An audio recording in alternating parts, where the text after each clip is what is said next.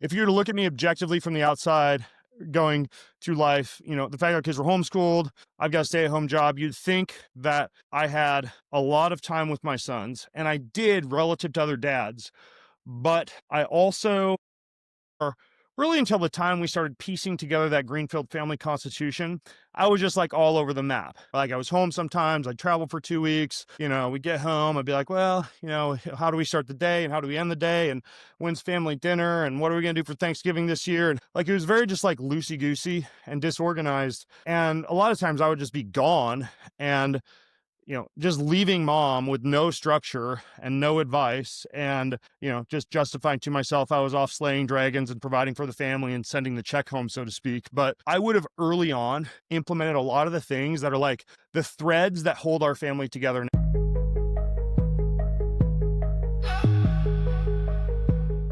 You are listening to Dedicated Joe, the new dad's guide on the upending and transformational experience of becoming a father. We are dedicated.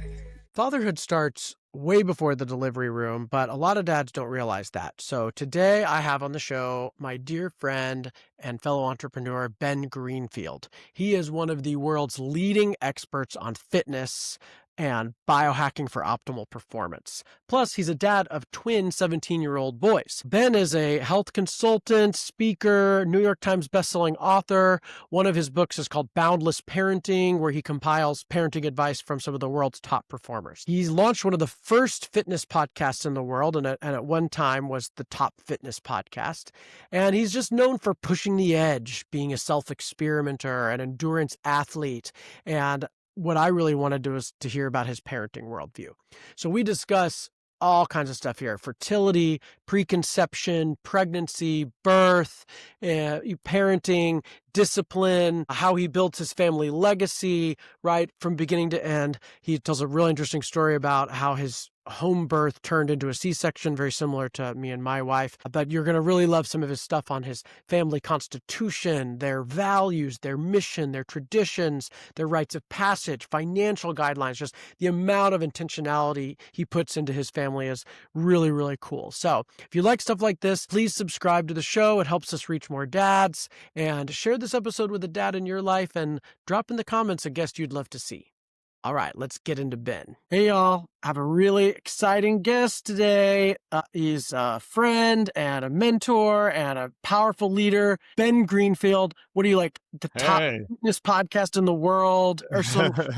Like, I don't know about that. No, I don't think so. There was a time. There was a time. And then he had at one point was the top podcast in the world. But yeah, there's the podcast landscape has become so competitive, as you know. Not that I want to sandbag, but I kind of have this lifestyle-based business where I like to podcast from home. I have interesting conversations. I walk on the treadmill for half of them and, kind of sometimes put on pants. And it seems like to be like a top 10 podcast now, you almost need like a studio and like a, two leather chairs and a 3-hour. Oh, that's a good point. You've never had any of that. You've always just been in your log cabin and your treadmill. Yeah. Well, I just want to hang out with my kids and, wander into the studio every once in a while and talk to cool people. That works for me. Yeah, I love that. Well, we first met you through the paleo movement. Serenity and I were big in the paleo movement. Leaders from the fitness and nutrition and science side. So big time leader, big time hero, I idealized you and so forth. Learned a lot from your books and so forth. And then you ended up coming on as an investor in Serenity Kids, which was like, we were so honored to have the famous Ben. Yeah. And then you started eating the products. And, eating our baby food. Do you think wearing a made-at-home diaper, eating Serenity baby food video still exists out there on the internet somewhere? Probably does. I sort of hope not, but also kind of hope so. Maybe we'll try to find it for this. But yep, he did a promo video wearing a diaper, squirting baby food. Oh, yeah, my wife was laughing. I'm like, I just invested in this company. I feel like this could really help him out if I do this viral video of me dressed up like a giant baby, just like smearing this baby food all over my face. And I'm sure it is out there for better or worse somewhere. Yeah, when Serenity saw that, she said, well, he has 8-year-old boys. So that's probably where that came from. Yeah, well, they're 17 now. 17, that's crazy. They're huge. So awesome. Well, really appreciate you coming on. Really enjoyed your book Boundless Parenting and all the ways you brought all the tribal knowledge from all these different experts into that. So we'll put a link in the show notes to that. Yeah, I want to start with why be a dad? What made you want to be a dad? What's that story? Oh, I mean, for me, family has been pretty high on the priority list since I was a kid, probably because I was raised in a large family, two brothers and two sisters. I was raised as a Christian, meaning that there is, as is the case with many religions, like a lot of emphasis placed upon the value of family and the idea that children are a blessing, right? Not a hassle or just these human beings that you have and then have to sacrifice the rest of your life for, in some frowny faced manner. Um, I have always had a real heart for education. Technically, my master's degree is from the educational program at University of Idaho, physical education, where I studied exercise physiology and biomechanics. But I took a great deal of education classes in college and even leading up to that. Taught creative writing courses in high school, taught tennis lessons, tutored, helped out with volunteering for science curriculums at local schools, did a lot of babysitting, which not a lot of teenage boys have as their job. Yeah, I've always kind of liked kids, education, and the general idea of not only the blessing of children, but also the impact that one can have when building generational legacy, meaning taking your values and your purpose and what it is that God has called you to do with your life and equipping future generations to be even more impactful than you, by training them up in the way that they should go. And so you kind of always wanted to have kids. Was that an immediate part of your relationship when you started getting serious? Yeah, I mean, Always on the table. so I have to admit, like my wife was raised kind of similar to me, like born in Montana, grew up in Idaho, big family, Christian. So, I mean, when two kids like us hook up and get married, like there's not even a discussion, do you want to have kids? It's just assumed, oh, we're having kids. Like it's Yeah. just, yeah. When, It's not not if. it's Not yeah, it'd be weird to even have it'd be weird for one of us to even pop the question with our background to Mhm. say, hey, do you want to have kids or what are your kid plans someday? It's just like, yeah, that's what we do. Yeah, makes sense. So Yeah. you're a very intentional guy, very research guy, very, there's nothing you do halfway. So I imagine pregnancy, let's even start with fertility. I imagine like fertility to pregnancy to postpartum, you did like all in. So tell me that story. Like, what did you do? Let's start with fertility because you probably biohacked your way to that. Oh, 17 years ago, I wasn't that focused on much related to fertility. Really, like I kind of, and I still do live my life um, in such a manner that hormones, endocrine system, health, inflammation, etc., are optimized with the idea that if you can maintain good fertility, and this isn't my idea, this originally came from Tim Ferriss, that whether or not you want to have children, having good markers of fertility is generally synonymous with good health, right? Which makes sense because we know that everything from downregulated thyroid to subpar testosterone to rampant inflammation to high levels of cortisol, etc., create an environment that downregulates fertility largely because nature doesn't want to bring babies into a world where there are, tigers roaming around the village, whether those are tigers in your email inbox or, tigers from overtraining or, or actual tigers. So I was lucky enough, when we decided that we wanted to have kids to already have a decent level of fertility just based on the fact that I was a healthy guy, Yeah. right? Even though, I mean, I was also competing in Ironman triathlon. So in a way, I got a little lucky. Like when we conceived, I had just done Coeur d'Alene Ironman triathlon like 5 days prior, which means I was spending like, 8 to 9 hours a week with my balls compressed in a bike saddle. And, my wife followed a pretty healthy diet. She, early on when we were married, I would say, if anything, was a little bit kind of paleo-ish because of some acne and eczema issues she had that responded really well to that diet. And for her also, she hadn't really studied up much on fertility, but she was accidentally, eating a low inflammation diet, rich in healthy fats, high in omega-3s, good in bioavailable protein. So we were just like healthy, fit individuals who really weren't focused on fertility. We weren't like the, we didn't have our noses in like whatever, like Dave Asprey's Better Baby book, or, Tom Cowan and Sally Fallon's big Bible of child rearing. We discovered all that stuff later on, Right. So at Yeah. the time we were just like healthy, fit individuals. So, That's interesting. So, like, um, a healthy person is probably fertile, but then yeah, what you're saying is the opposite is true. Like, if your fertility markers are good, that's like a sign of overall health. yeah, Yeah, I'm yeah, gonna extend that to, uh, if you could be a great dad, it means you can be a great man. Like, great men can be great dads, and like, but the act of becoming a great dad makes you a better man. Just like right. being fertile means you're overall healthy. Hey, Dilla, what's your favorite bar? IQ bar, of course. This one? What do you love about it? It's yummy. IQ bars are so good, and they're only 1 gram of sugar, but 12 grams of protein, plus good fat from MCT oil, lion's mane adaptogenic mushrooms, the most absorbable form of magnesium out there. IQ bars are just a great healthy snack, all natural ingredients, no junky stuff that tastes great. Get a discount off your first order with code DATACATED at checkout. Click the link in the show notes and enjoy the bar. Give me, I want to eat it. Give me. Got it.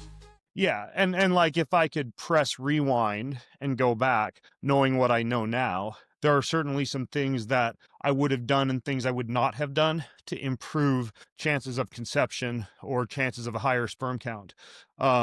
I would have not had my laptop in my lap because at the time I wasn't that aware of EMFs. I would have had like an anti-radiation laptop, but I spent a lot of time in the backs of, taxis and airplanes and everywhere else. Just, I'm like, it's called a laptop, right? It goes in the lap, right? But not great, I think, for sperm count and fertility, just the idea of high amounts of EMF around the gonads. I would have spent a lot less time in spandex and tight underwear and with my balls compressed on a non-ball friendly bike saddle, right? Just the idea of blood flow in general. And similarly, I was doing a lot of heat training, right, to prepare for these races I was doing around the world, like Thailand and Japan and Hawaii and Vietnam and places where it was pretty hot when I was training. So I would do a lot of training in the sauna. If I could go back and do that again, I would actually use some type of cooling garment, cooling underwear, something to keep the balls a little bit cold. And Mm. similarly, then this is somewhat anecdotal, but I think there's enough anecdotal evidence that I would consider doing it. Like cold therapy, specifically like cold therapy where you're getting the nuts nice and cool. Like cold plunges Because or that seems IL. to have, yeah, that seems to. Cold's better than hot. Do they make a ball-friendly bike saddle? Or they Oh, they just... do. They Oh, do. wow. Like Adamo has one. There's a few others. I don't ride that much nowadays, but Yeah. even when I was kind of finishing up my career in racing, there were multiple companies coming out with bike saddles that are kind of like split in the middle and shift more of the stress to the pubic symphysis rather than directly over the scrotum or the testicles. So yes, they do. And then the last thing I would have considered was, even back then when I was racing, I was a little bit more, even though I was paleo-ish from a dietary standpoint, my macros were pretty skewed towards what most endurance athletes were doing back then. This was when I had my kids, when we conceived, this was prior to me like writing the book, low carb diet for athletes, tinkering with ketosis for performance, etc. So I was kind of eating like a Gatorade Sports Science Institute macro percentage recommended for endurance athletes, which was, largely anywhere from like 50 to 80% carbohydrate, depending on the time of year and whether I was leading up to a race. I would have skewed that much more towards fat intake and would have focused even more on bioavailable amino acids. I think it was a little carb heavy. But either way, we got lucky. I got a 2-for-1, and we had the twins in March of 2008. Crazy. And so, yeah, and all of those things you described, whether you're preparing to have another baby or have a baby, also, like you said, it's just good for overall health to everything you said. Yeah. It's great for men to Yeah. good balanced hormones. Oh, you know what? I totally forgot. Like this is kind of an obvious because a lot of guys do it for testosterone now, but the idea of photonic excitation of the Leydig cells in the testes using red light, Okay. that's another one I would have Did you considered. sign infrared light on there? Just like tuck in one of those, like Juve Goes or another red light panel between the legs when reading in bed at night, or doing like a full body red light therapy naked so that the skin of the scrotum and the testicles are exposed. I think that's a good idea also. And sunlight it contains that naturally as well, so you can sort of sun your whole body. Yeah, I mean, the issue is though, I mean, if you're in a red light bed or with a red light panel for 15 to 20 minutes, you're getting what you get from 3 to 4 hours of sunlight Hmm. without the risk of UVA and UVB radiation on relatively thin, fragile skin. Yeah. So I would almost, you could tan nude out in the backyard, but I think if time is a priority for you, I just, Yeah. get a little Yeah, red light on there. the sun has got things that are hard to replicate. It's hard to Yeah, biohack the sun. But yeah, like you said, you can but there's not always sun or you can't get out there. You don't have a place to tan right. naked. So in addition to or instead of you're saying what like 30-minute cycle on the Oh, no, actually, with red light, more is not better. Once you exceed around 20 to 25 minutes, depending on the power of the device, you can generate excess reactive oxygen species. And 20's up. I thought 30 was the yeah, goal. So 20 is better. yeah, 20 to 25, and there are some devices that are less powerful, but if you have one of like the big, powerful red light beds or, panels or something like that, more is not better. 20 to 25 minutes is fine. Yeah, that's awesome. Okay, cool. So then pregnancy. You got pregnant, you got twins even, Yeah, and both pretty healthy.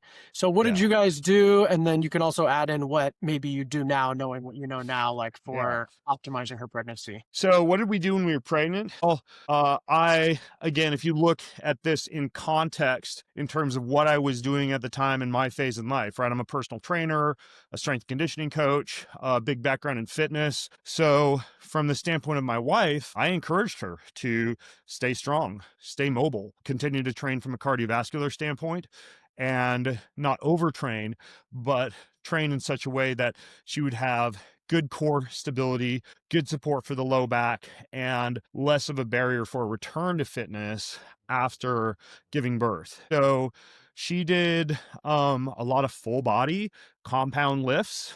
Sandra Forsyth was another strength coach, a female who I interviewed back in the day, back when Jessa was initially pregnant. We talked a lot about, deadlifts and certain forms of squatting that might kind of not place such a load on the low back, like a goblet squat, for example, A overhead compound, like just pressing. you lift with your body, like you're Yeah, goblet squat, you kind of holding a weight to the okay. chest. The combo is like when you lift while doing it. Yeah, Yeah. cable torso twists, back stabilizing exercises, early on planking exercises, first to second to third trimester, the extent to which you can place load on the core and even certain activities you can do that might be anatomically restrictive in the third trimester, especially, they'll change throughout the pregnancy. But regardless, she lifted around 3 times a week.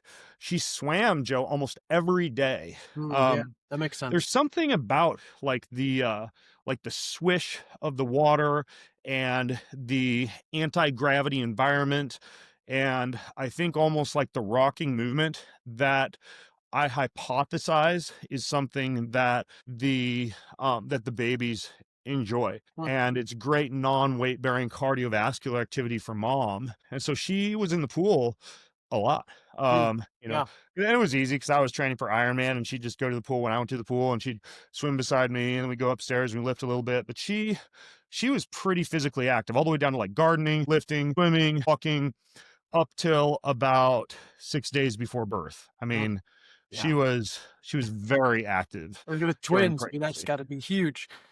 Yeah, yeah, and she carried 2 term, 42 weeks. Wow. Some people think that that amount of physical activity might cause preterm labor. I think in her case, it just allowed for really good blood flow, her feeling a lot better post-pregnancy.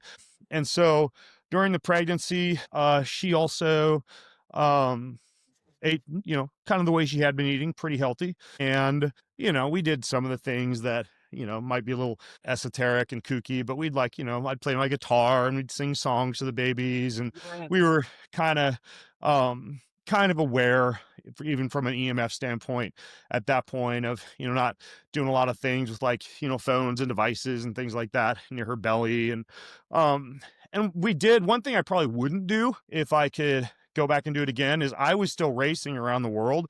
So she was like on planes a lot because she would go with me, like on international flights. Like I have a picture of her like 7 months pregnant on a beach in Thailand, right? Just walking around on the beach, and I don't know that that amount of international travel is a great idea. I think it's higher risk. We got away with it, but Because of the I would have been a EMFs? little more careful with that. Because of the EMFs of the plane, or what's Oh, the EMFs, the circadian rhythm changes, the change in diet, just I think there's a little bit of a risk. I mean, international travel is just kind of hard on the body in general, and even yeah. harder on the pregnant body. Not that women aren't very resilient, and she handled it just fine. But if we were going for just like lining up all the dominoes perfectly, I probably would have left out the international travel. Yeah.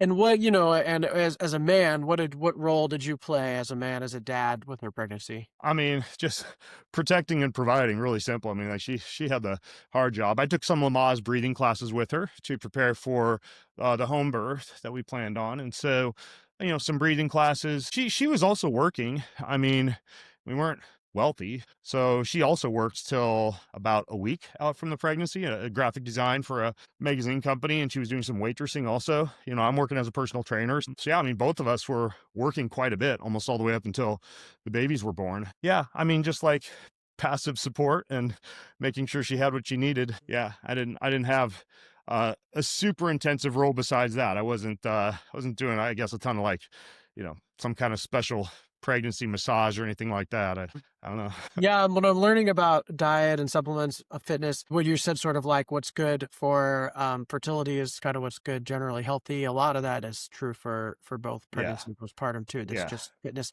There's a little, like you said, some exercise you can change. But as far as the diet goes, any real difference between what you generally recommend, protein, fat? Is more carbs, less carbs? What do you think? It's kind of funny because I have some women who I still do some coaching, and I'll write out a training plan for them for pregnancy. Their weight training, their cardio plan, swimming, whatever. And I'll also help out a little bit with diet or with lab interpretation. Not that I'm a doctor. I'll just like look over things and give them my recommendations. And um, it's kind of funny because like 90% of the women now who I give nutritional counsel to leading up to pregnancy, and I didn't even know about this when my wife was pregnant, or else I would have obviously done this.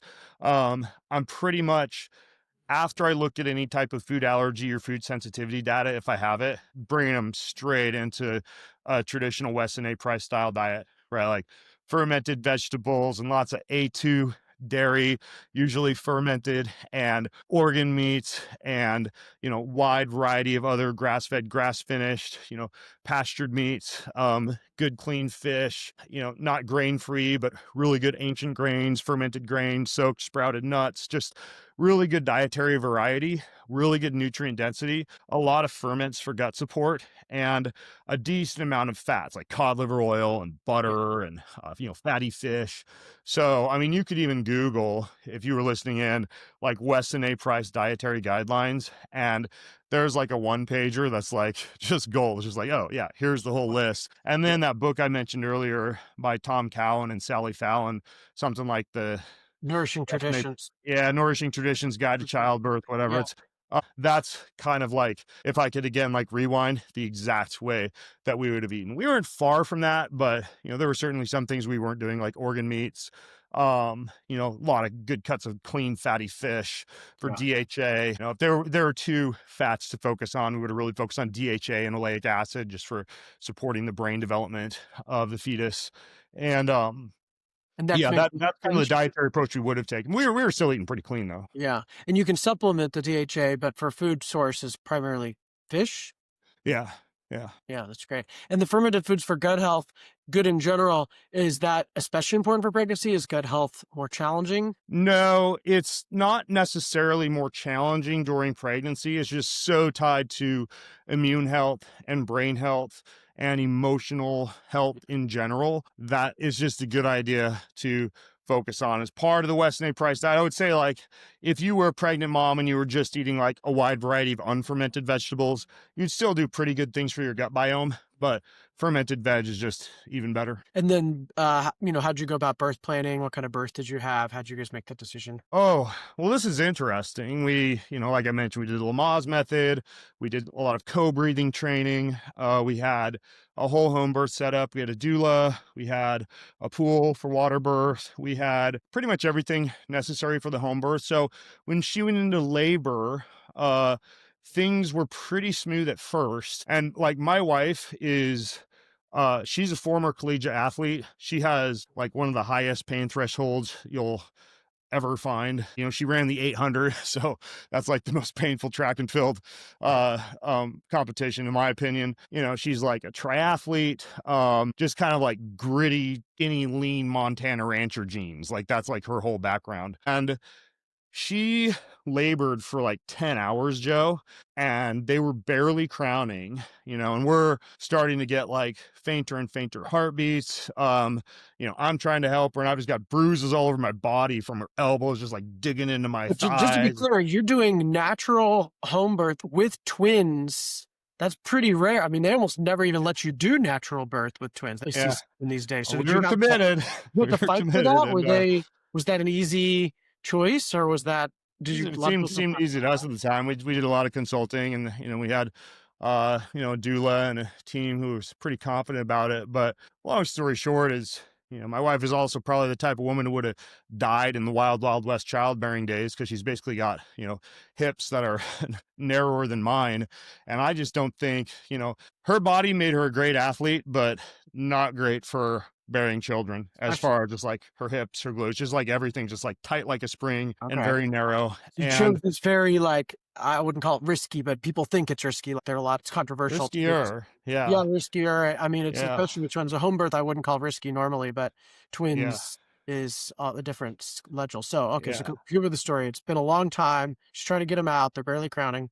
Oh, yeah, I threw her in our little black Honda Fit, and we drove to the hospital. Got a C-section. I was right there in the room, and they pulled him out and helped to cut the umbilical cords and get them all tucked in with mom. The hospital birth isn't perfect. There were certain things that rubbed me the wrong way, like when I kind of fall asleep sitting by mom's bed and I opened my eyes and the boys were gone. They'd have them in under the lights, giving them some kind of like a formula fed solution instead of mom's breast milk, and certain things that we had requested them not to do, but they were also just doing their job. Like, in a lot of cases, in a situation like that where mom comes in and she's hurting, the hospital takes on the responsibility of doing what they've been trained to do, and might not know a lot about the importance of early skin contact, breastfeeding, the mom warming the body rather than the lights warming the body. And the bright overhead fluorescent lights. And I get concerned about the staff and things like that in the hospital. So we didn't stay there very long. We boogied out after, I think about, gosh, maybe it was like 36 hours, Mm, and yeah, we were out of there. got it. Brought the babies home, You were twin. and Yeah. and there are certain things at the time, because now I'm just researching all this stuff. Like, I'm like, oh, well, C-section, they're going to miss out on some of that vaginal biome that they would have gotten coming down the birth canal. And so, early on, we're already getting into like fermented foods and being around pets a lot and going outside. And, I introduced colostrum at an early age, and, probably would have used the car, the Serenity, baby food if we would have had that around, but you guys didn't exist yet. So it is kind of funny, Joe. I never told you this story. My wife and my sister-in-law began to drive around to all the local organic farms and buy fruits and veg. And then they'd take it home and like puree it with things like avocados and, I forget what else they had in there. I think they did use like a little bit of cod liver oil or DHA type of precursors, and they'd blend them and put in little frozen molds in the freezer. And they were making their own baby food. And there's like a podcast that you could find. You could probably Google like Ben Greenfield, Jessica Greenfield baby food or something like that, where my wife, I interview her and her sister-in-law about this new like organic frozen flash, like frozen mold baby food company that they were planning to launch. So funny. Uh, yeah, it's so funny. They're not really entrepreneurs. They didn't last long, but Yeah. like they were like, we're going to turn this into a business, because Yeah. that's basically I'm how gonna my use wife Nick was. on her baby food. Yeah, So funny. yeah, Yeah. yeah, So, well, yeah, yeah. So for men who want to learn more about all that, I have a Birth 101 episode that talks all about all the different ways to plan and how to make a birth plan and make sure they don't do things like, or at least try to get them to not feed formula or the skin to yeah. skin, things like that. And then I had Cheryl, the founder of Tiny Health, on to talk about how you do C-section recovery for microbiome and vaginal seeding and the different gut protocols you can use for microbiome recovery. So it sounds like you did a lot of that I intuitively. mean, we were pretty basic. I wish all those resources had existed, but we were literally just like, yeah, let them play with the dogs. We dug up the whole backyard, and the kids were just like naked in the backyard half the day, and and Yeah, eating whatever it good takes. foods. And mom and I were kind of getting into the fermentation thing, and so we just basically chew up and let them eat whatever we were eating, kind of Yeah. baby bird style. So yeah, it worked out okay. And so then now you're in the real fun time, the postpartum, Yeah, and you got 2 for 1. So yeah. you're got 2 and a 1 for most of us. So now, so what role did you play in postpartum? Like, what were your jobs for keeping those kids alive? Oh, I had a blast. So I even wrote this little book when they were 6 called How to Raise Tiny Superhumans, about all the things that Mhm. we did with them. So obviously when they were very young, some of these things just, developmentally they couldn't do. But some of the things that come to mind immediately, Joe, we so I was still training for Ironman a lot. So I got a double bike trailer and a double jogging stroller, and they would just go out with me in the fresh air and the sunshine just for hours on end, like riding through the trails. I'd be pushing them up and down hills. I'd bring them to the YMCA and put them on a kickboard, and they'd just like ride on top of the kickboard while I'd swim laps back and forth. Mom and I took them on fitness walks all the time, where they'd just be like on our backs, and we'd be crawling and stepping and lunging. And then, eventually once they're 3 or 4, they're carrying little tiny rocks and following behind us with our big boulders over our shoulders. And, they would literally just like train with us. So our sons really grew up in a very like fitness infused environment. We did a lot of outdoor immersion. Like, we lived in a little rancher until they were 8, but we dug up the whole backyard. We didn't even have a yard, just the whole thing was a garden, and they'd be out there gardening with us, especially with my wife, like all day long. They would just be barefoot, dirty. We had dogs, they'd just be like rolling around with the dogs, eating real food, just like they were kind of like a mix between like a hippie and an athlete. And Oh. so that's kind of how they grew up. We Well, Rick, began, as Rick, I learned more and more, like, we got rid of the baby monitor and the white noise generator and began to limit EMF in the home. They didn't grow up around a lot of devices. They were outdoors a lot. Their diet was, as I'm learning more and more, now I'm discovering the importance of fat, especially for their growing brains. We had a lot of like sardines and anchovy and a whole closet full of like wild planet fish. Then we had, a ton of like the vegetables and the fruits, like I mentioned, in the freezer, a lot of avocados, a lot of olives, a lot of olive oil. Really have that much in terms of like processed packaged food. So pretty much from the time that they were born, they were kind of lucky, because every year I'm learning more about nutrition. Mom's studying up on it. We're still training. You can find my wife and I, even shortly after she gave birth, we were doing like reality TV shows, like fitness reality TV shows, and Spartan Challenge, on NBC, and I'm out racing in the desert and Stone Cold Steve Austin's Broken Skull Challenge. I mean, like we were out there doing a lot of crazy stuff and just bringing the boys along for the ride. I mean, when they were 6 years old, they did like a 500-meter swim, 4-mile bike, half-mile run, triathlon in like wow. 110 degrees in Thailand. They'd literally just like travel all over the world with us. So they, by the time they were 10, they'd done a handful of Spartan races, at least 30 triathlons, because that was like my job. So they'd just travel around and race with me, and just follow dad. And so yeah, they had a pretty active young It was just lifestyle. like normal for them being raised in that level of fitness priority. Yeah, it was totally normal, which is kind of funny because I'm Yeah. like retired now, and now it's like a distant memory for them. And they still work out with me, and they play lacrosse, we play pickleball and stuff together. But uh if I hadn't retired, they'd probably just be out there doing obstacle course races and triathlons and be like, I don't know, skinny And teen boys in spandex somewhere. were either of them ever resistant to the fitness stuff to work? Did they ever try to rebel or like not want to do it? Or was it just No, so normal for no. them? It's just They like were into it's just it. like if that's the way they get raised. Like if you raise your kid on Cheerios and pizza and tater tots and chicken fingers, and then you eventually pull out like sardines and avocados and asparagus, they're gonna be like, what the hell? But I mean, they didn't know any different, right? This is just like how they grew up. So like, we're going for a hike. Why would we wear shoes? Mom and dad aren't wearing shoes. This is only a 4-mile hike. Or we'd like, for example, like fly somewhere, use all trails, find a hiking trail. And I remember these guys were like 7 years old at like 10,000 feet elevation, scrambling up a rock face, with like sleet coming down, and neither of them are even wearing shoes. Like that's just how they grew up. Yeah. Yeah, in the book, I think you talk about swimming in the a 50-degree river. All the people are like, look at you guys like you're crazy. Yeah, it's like we didn't even know like cold thermogenesis wasn't trendy. And by the way, cut me off because now I just feel like I'm bragging about hard shit that our kids did. But they've just like go outside in the snow and do snow angels and go jump in the river. It just like being cold was part of life for 6 months out of the year. Yeah. Yeah. So then what inspired you to write the book Beyond about, parenting. yeah, Beyond Parenting?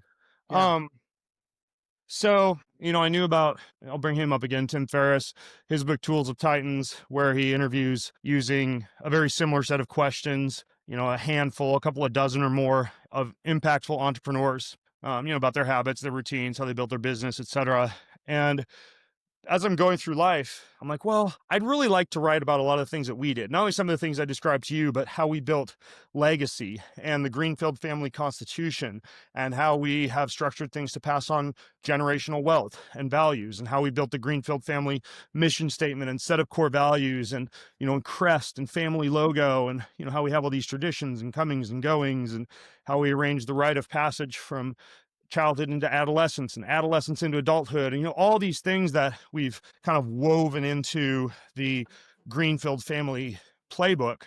And then I thought, gosh, like there's so many other families that have impactful children who I know, many of them have like grown children. And, my kids at the time, I think when I wrote that book were like 13. So I'm like, well, I don't have a proven model. They might be in prison in 5 years. So I'm like, I should interview other parents, and it shouldn't just be like me and my wife and like, whatever, no offense to anybody, but just like, the white Christian North Idaho couple. Like I should be just like interviewing all sorts of people, like, the billionaire Indian entrepreneur who I know in Seattle and the single divorced mom down in California, and, people who may have different backgrounds and different parenting approaches, but who all seem to have like produced, if we want to call that, really impressive, well-behaved, impactful children. So I came up with this list of the same questions, right? Like, how'd you educate? How'd you discipline? What'd you do when you and your spouse disagreed on something? What kept you awake at night? And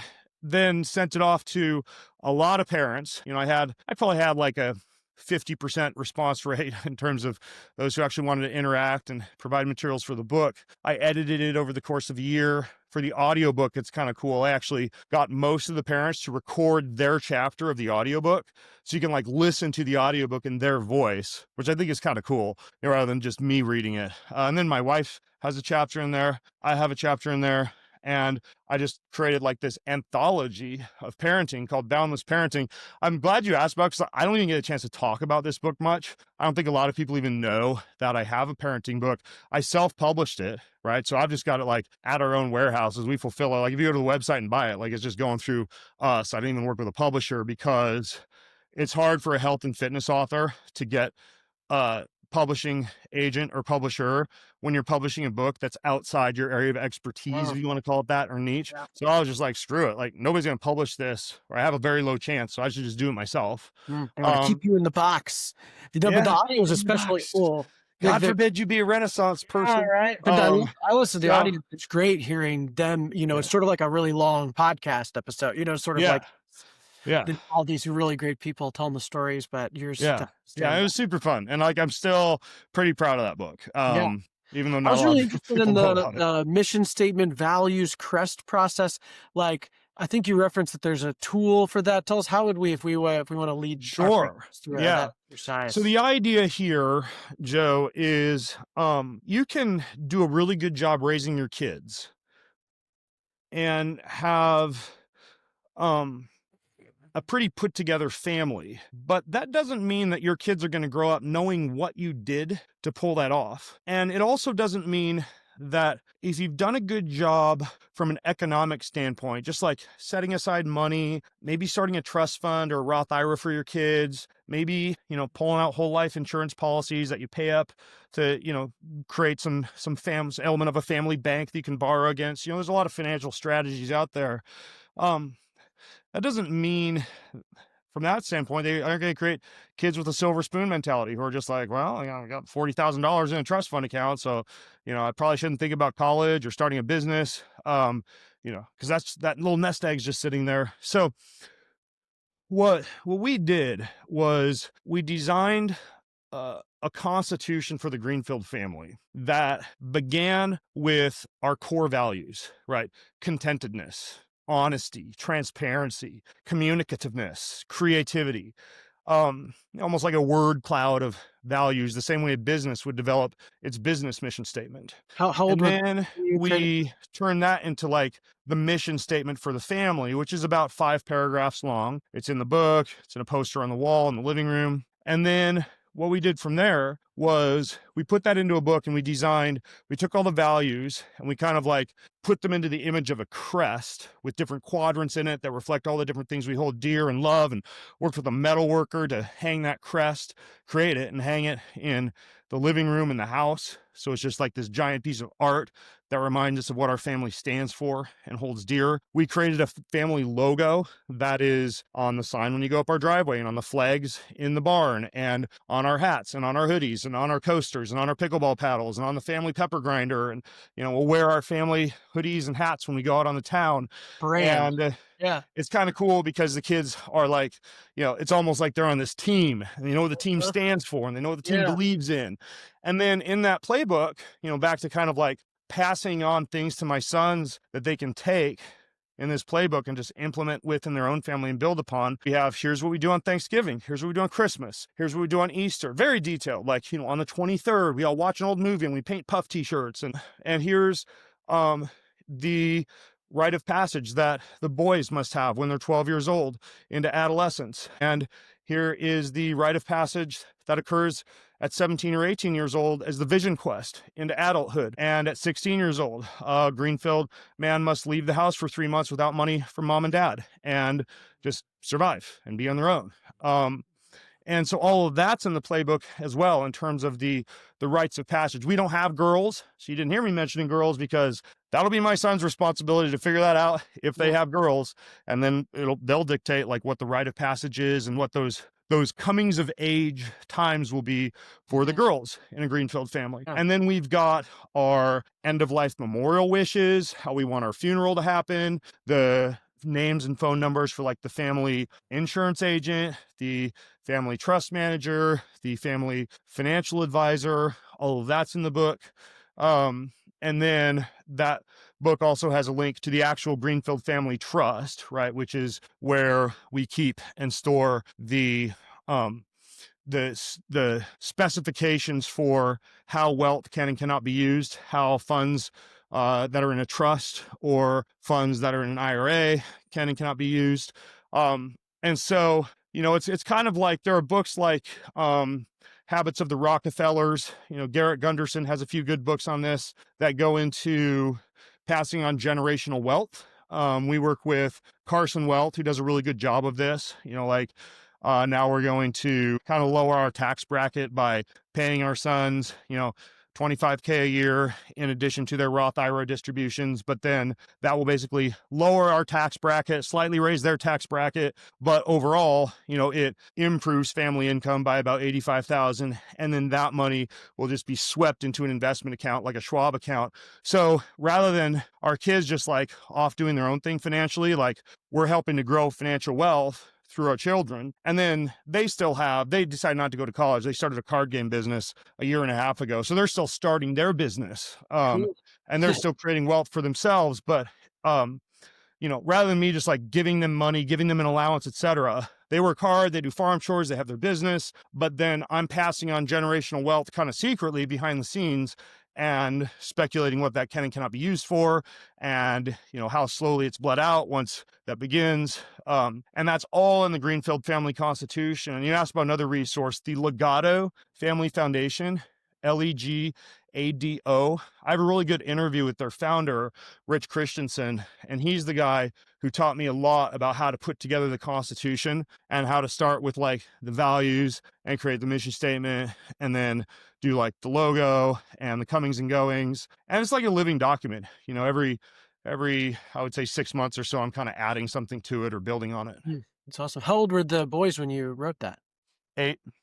And what role did they play? Like, you facilitate a discussion with the values and they're giving ideas, or did you kind of write a Yeah, quick? they helped design the logo, they helped us with the values, they helped with the mission statement. They were a part of the process. And, obviously you might have 15-year-olds, you might have no kids and you're planning on it. The best time to plant a tree is 20 years ago or today. So, you can start on it whenever. But again, like in retrospect, I would have worked with my wife to create this even before the kids were born, Mm. right?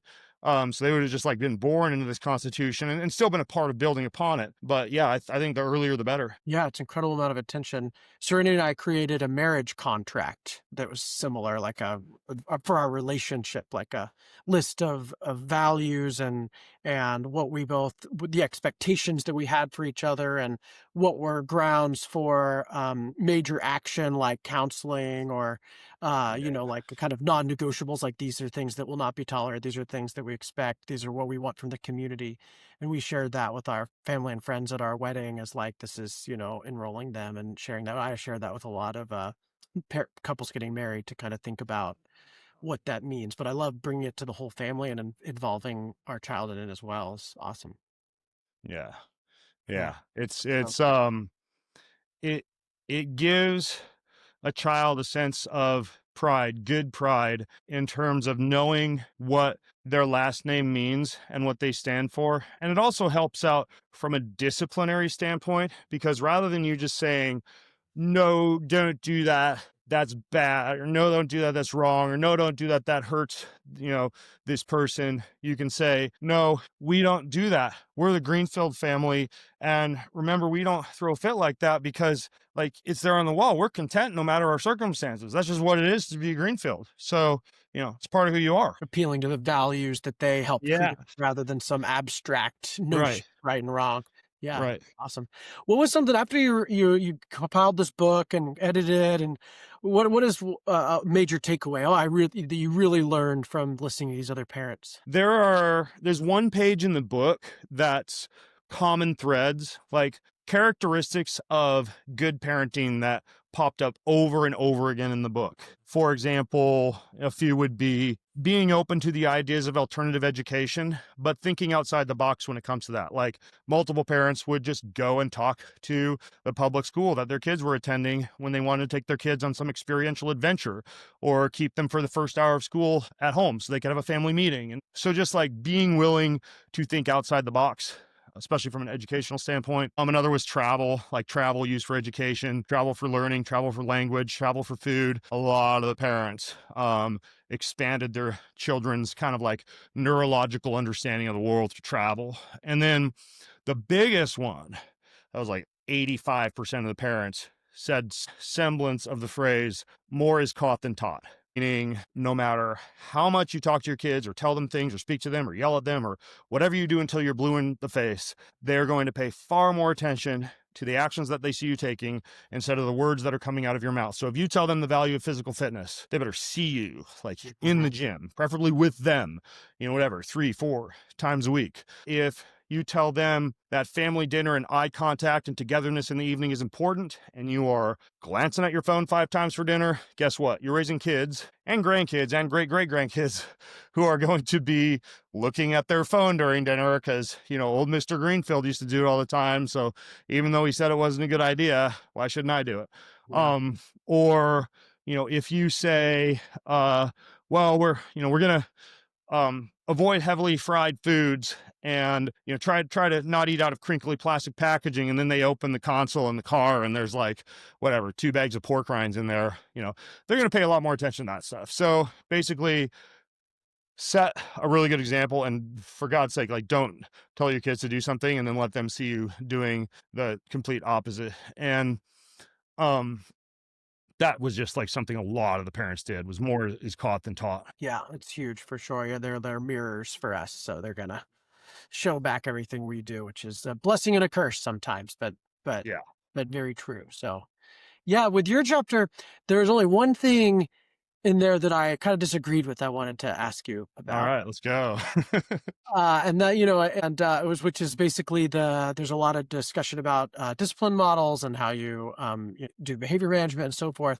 And you mentioned that spanking or corporal punishment, which is kind of in the traditional alternative education circles, considered to be widely not useful. There's a lot of data that says it doesn't work, that it can be even harmful. I know you're a very intentional, very data-driven guy as well, so surprised to hear that you found some place for it. So I'd love to hear from you, like what place do you find for that, and what data or evidence or Yeah. anecdotal experience you have Yeah. with that.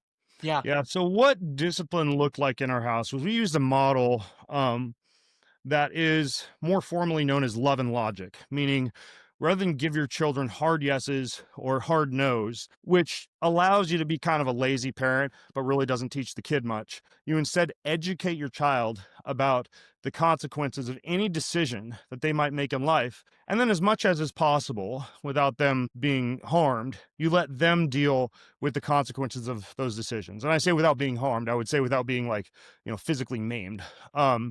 So what I mean by that is uh, there are no rules in our house about, porn or gluten or alcohol or the foods that you eat. Instead, I've educated my children, my boys, about the impact of pornography on dopaminergic transmission, objectification of the opposite sex, contribution to the sex trafficking industry, etc. And then I let them make the decision versus how I was raised, which was just like, we don't talk about it. We don't look at that. That's just like off limits. And you find out about porn, at your friend's slumber party or whatever. Or another example would be alcohol, right? Like I grew up like alcohol is for adults. We don't talk about it. Like the adults get it. Kids don't get it. Wait until you're 21, whatever. So my first experience with alcohol was like stealing a bottle of scotch from my dad's office and getting drunk in my bedroom. My kids not only understand the effect of alcohol on developing liver and brain, but they've also tasted like, we got the dry farm wines in the pantry. Someone will rather be like, hey, this is what this is what a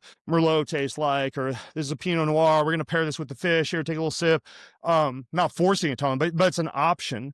And I guarantee they're never going to go like steal a bottle of wine from the pantry and get drunk. They've just developed a very healthy and responsible relationship with alcohol. And if they did do that, I would probably, using that approach, say, fine, do it.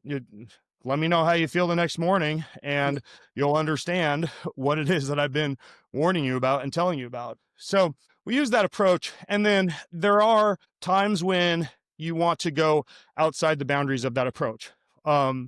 Specifically, let's say you have a toddler ambling towards a hot stove. They're going to get a third-degree burn on their hand if they grab that thing, and you whisk them away and you slap their hand away and create a small amount of pain that in the long run is much less than the pain that they would experience by making a really poor decision in life.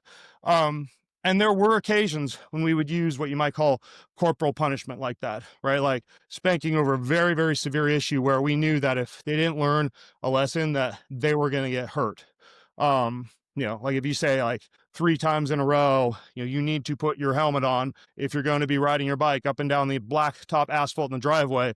Well, I'd much rather a child feel a little sting on their little butt cheeks from a swat from dad than deal with a concussion that affects brain function long term. That all being said, I can literally count on 2 hands the number of times that I ever struck or spanked my children. It was always in love, and it was always to teach them a lesson that allowed them to feel much less pain from a spanking, which is over and done with pretty quick, compared to the long-term pain and potential physical harm they would have had from, making a really poor decision that went outside the scope of that love and logic boundary. Love logic is great there, and I had Joseph Anu on here, talked a lot about that too. And there's a lot of research on that, a lot of data on parents that have used that, and of course them learning not to do things that are dangerous that hurt themselves is critical. Every parent would agree. We want to protect our kids in that way, have them learn that. Was there a certain piece of data or research that said that using spanking was actually more effective at them learning that rather than just having the bike taken away, or just moving them away from the hot stove and talking about it? Like, what had you think it works better? Well, I mean, we did both. We had very long discussions. If there was ever a spanking, like there was a very long discussion about that afterwards, and a lot of hugging and tears and love afterwards. I don't remember coming across any research or even digging into any research. Remember my background, back to coming full circle from a religious standpoint, is Christian, in which, the disciplinary model that is incorporated is the spare the rod, spoil the child proverb. Um, and so for me, and for many Christians, it's kind of like that's part of the religion is if there's some serious shit going down, then you might get a swat on Hmm. the butt. Isn't that an Old Testament quote? Well, it's Proverbs. Yeah. Yeah. So it's interesting. Yeah. Like, and Jesus was New Testament, which was, love and forgiveness and compassion. So, Yeah. Well, Jesus was both New Testament and Old Testament. As a matter of fact, many of the things that Jesus lectured the Pharisees about, who were very Old Testamenty, were reinforcing and, if you really look at it, even making more strict some elements of the Old Testament. Like the Old Testament had some pretty strict laws around adultery, which made sense from a societal stability standpoint. But Jesus basically took that one step further, possibly anticipating the rise of the porn industry, and said, no, if you even look at a woman and think about her that way, that's basically doing the same thing in your heart. Or, the Old Testament would say, don't murder.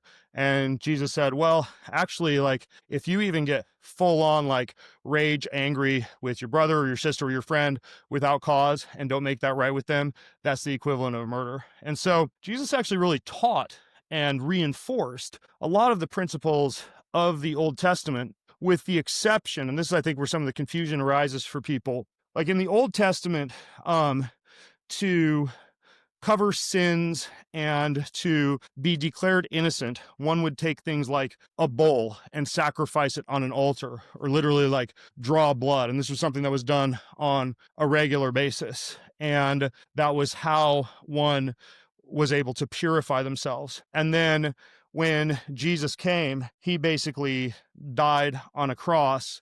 And because of the blood that he shed, that old ceremonial law passed away, and the requirement for like blood sacrifice and bowls and things like that were gone, as was the idea that, this is only for the Jews. And Jesus said, well, I'm going to die for everybody, and there's no more of this sacrifice or blood required. I've taken that all on myself. And so I fulfilled the Old Testament and all the things that the Old Testament says as far as, the recommendations for societal stability and how we treat each other, and the 10 Commandments and loving your neighbor.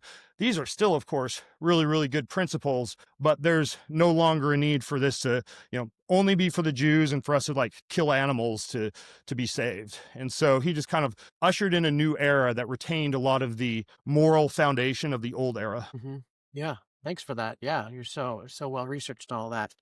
Um, so biohacking, I know you're kind of you're a fitness guy. You've got some biohacking tendencies. What are some of the hacks you like for kids, for parenting? Yeah. Yeah, Yeah. what would you recommend? Oh, I mean, I'll give you a few examples. My son was mountain biking on Sunday. He came home, he'd had a fall. He was mildly concussed. He wasn't knocked out. He could remember the whole thing, but he's like, Dad, I'm like kind of tired and I just feel like laying around. So immediately, I did intranasal and intracranial red light, which he's doing every day now until Wednesday. Comes inside the I, nose? yep. Yeah, the Oh, V light. Zipped okay. him up in the hyperbaric for a 90-minute session breathing oxygen, and he'll do 60-minute yesterday, today, and tomorrow. Doubled up fish oil, DHA, and EPA intake. I've got him on ketones in the morning and ketones in the evening, and then upped his creatine intake from 5 grams to 10 grams. All right, so that'd be an example where your kid gets injured. Another example is one of my sons had tennis elbow, right? And I taught him how to use pulsed electromagnetic frequency Yeah. along Yeah. with some of these deep tissue massage gun devices to just dig deep into the elbow to introduce blood flow using PMF. And then I gave him a wearable red light device called a Kineon for his elbow. A lot of times I'm using biohacks with my sons to basically, heal up stuff that got hurt to help it to heal faster, which is, one of the advantages of biohacking. And then they also enjoy some of my um relaxation or meditation type machines. Like I have a light sound therapy machine called a Roxiva that you can set for like increasing alpha or gamma frequencies, improving creativity, improving focus. um it almost feels like a magic mushroom journey without the mushrooms. It just like whisks you off to this different Mm. planet and kind of down regulates the default mode network. And so they do that Oh, every once in a while. because That yeah, I was know called the brain tap. You how do you this recommend it? is so the brain tap's cool, but I love the brain tap, but this is like way more powerful. Oh yeah, and what's Yeah, it called way again? more powerful. And it even like has a whole bed you lay on that just vibrates your whole body. Oh And wow. then Like, I have another one called the shift wave. My son's like that. It's like a chair that vibrates that brings you through a breathwork protocol. And speaking of breathwork, we from the time they were 10 until maybe 16, we did like a good 6 years of 3 times a week breathwork sessions in the sauna, followed by cold plunging, just for me to bring them through a phase of life where they really learned how to regulate their nervous system through their breath. And even though we don't do that as regularly now, that was kind of a core part of their junior high and high school curriculum, was just like breath work with dad. yeah. So we did a lot of that. And then one of my sons, River, he wakes up in the morning, he does a 2-minute cold plunge, and he does a 15 minutes on the red light bed. And that's just like how he starts his day. And that wasn't from me. He's just like, I'm gonna start A my day with junior-old cold that does red that. So light. phenomenal. Yeah. What's the Yeah. And a lot of intranasal? these things are just great for mitochondrial Yeah, optimization for kids. so cool. What's the intranasal red light? What That one's product is called a V light, VIE Right. light. Really Okay. good uh for neural function, mitochondria. There's alpha and gamma brainwave sessions, and really good indications for post So TBI mostly for concussion. brain is help with like congestion or like no nasal related. No, it's photobiomodulation, but So it's help specifically directed to the head. fuse into the brain. Okay. Yeah, yeah, Cool. exactly. I love that. It'd probably be good for mommy brain too, I'm guessing. For the Probably, for yeah. that for the brain fog after I had Dave Asprey on and he talked a lot about um mommy brain approaches a lot. It can be almost Yeah, only fixed with the yeah, right supplements and the right diet and yeah. it's Dave's like the master guru for the brain stuff. yeah, for sure. He loves brain stuff. So yeah, that's awesome. Well, this has been great. I always like to wrap up with one thing you wish you'd known before you became a dad. Now that Oh, man, one thing that I wish I'd known. Um, okay, so if you were to you were look, good. what's that? Oh, Okay. if you were Yeah. to look at me objectively from the outside, going through life, the fact that our kids were homeschooled, I've got a stay-at-home job, you'd think that I had a lot of time with my sons, and I did relative to other dads.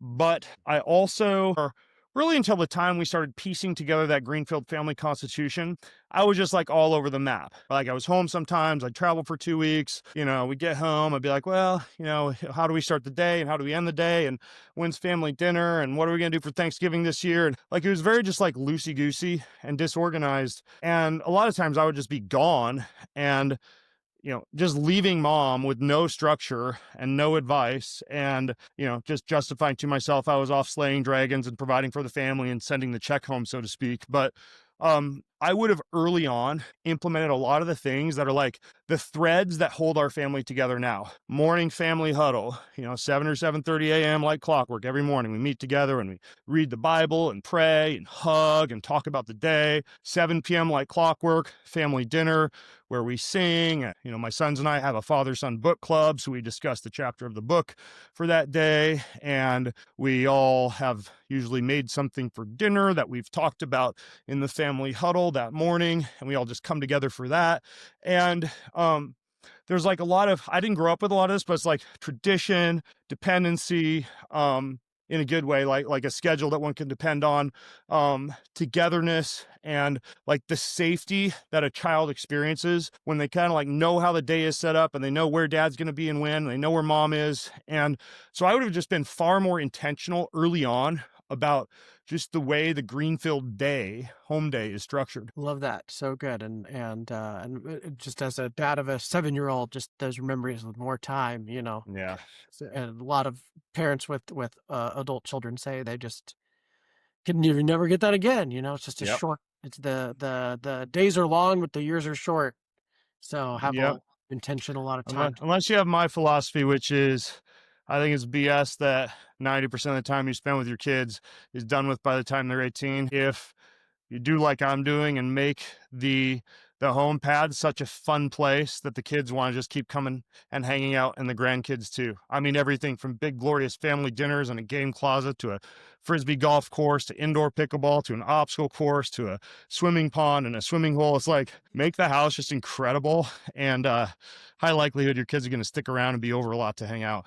Tucker Max said the same thing in building Yeah. his homestead was, I want to build a place that, when my kids Yeah. are ready for houses, I'll build them houses and, Yeah. why would they ever leave? So you have Yeah. an indoor Like, pickleball court? Is that what you just said? yeah.